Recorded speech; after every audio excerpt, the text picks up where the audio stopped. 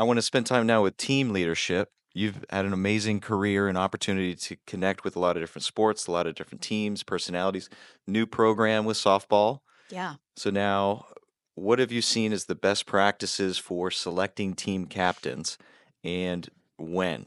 Is it before the first game? Is it before off-season training begins?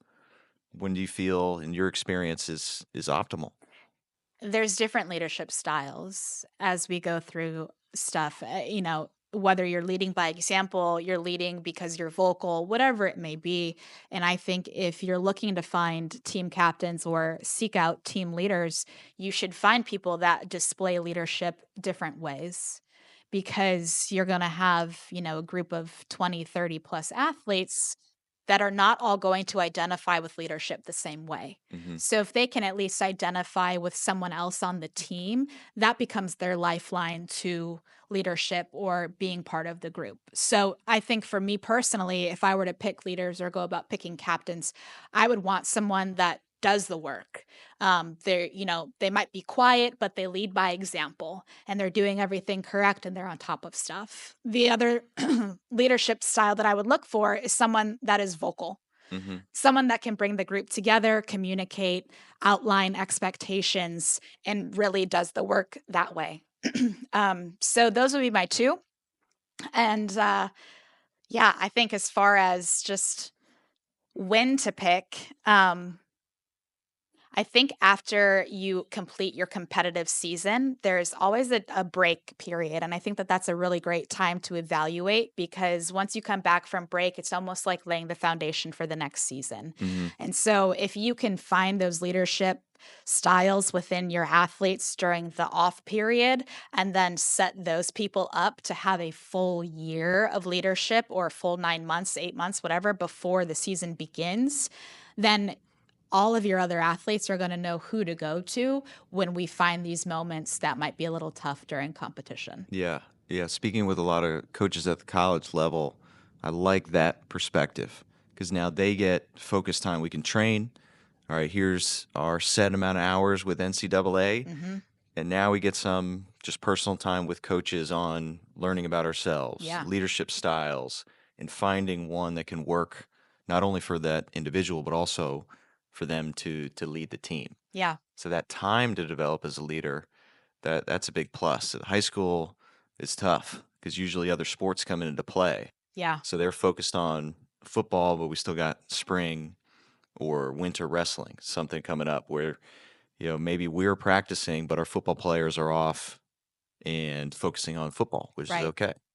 So now, and yeah, one thing with college is, excuse me, one thing with high school, it's a lot of popularity contest. Very true. Have you ever seen that go wrong where, hey, Absolutely. coolest kid in the locker room gets picked as captain. However, they may have been that cool kid, but they weren't the right fit for the team.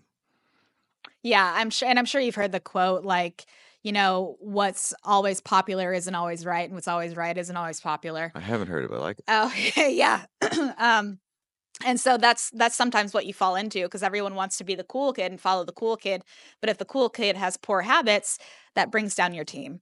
Hmm. And so I would really kind of stray away from the popularity contest, and the other thing that I would stray away from is picking too many.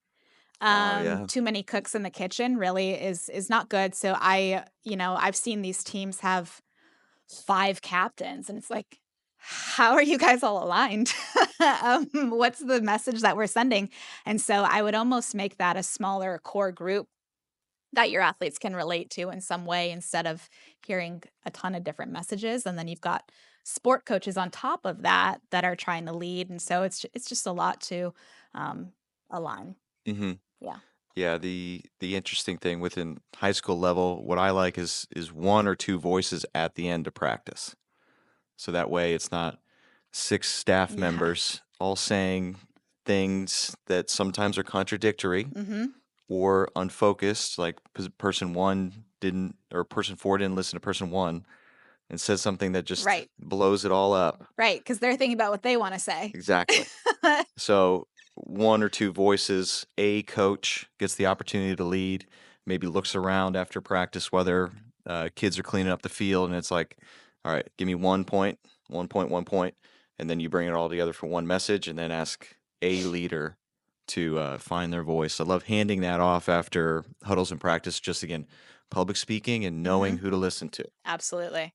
I like that. Yeah, that's really good stuff. And that's super helpful, especially because if you're trying to develop a leader or if you have someone that you think can be a leader, but maybe they're a little timid, if you give them opportunities to speak, then they're going to become more confident in those moments. And Hmm. you really are setting yourself up for some long term leadership in those people. Yeah, and finding asking opinions that takes a lot of time, thought. So a lot of finding your voice for high schoolers. What I like to do is just give them count. Now there's no thinking, and I call them 4 count push-ups or 4 count squats. This is just a military. On Hmm. count one, we're going to go down. Two, we're up. Three, we're down, and then on our four, the whole team counts rep one. So it's Yeah. 1, 2, 3, 2, one, Yeah. 2. So now it's a freshman doing the 1, 2, 3 count.